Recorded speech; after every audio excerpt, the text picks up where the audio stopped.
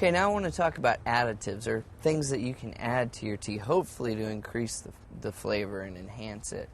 So, traditional additives to teas are some kind of sweetener, be it sugar or honey, and cream or milk.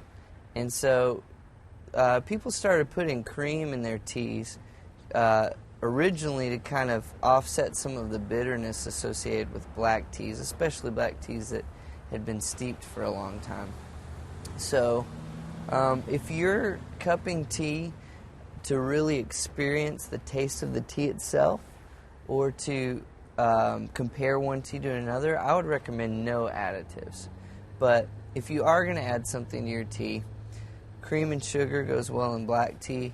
You want to stay away from cream in herbal infusions or tisanes, but some honey or some lemon works great in those.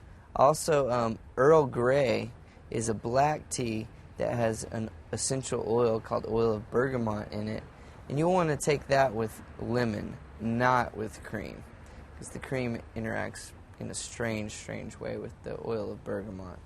So you decide where you stand on additives and what you like in your tea. Again, I recommend just try the tea on its own first, and then worry about whether or not you can enhance the flavor with additives.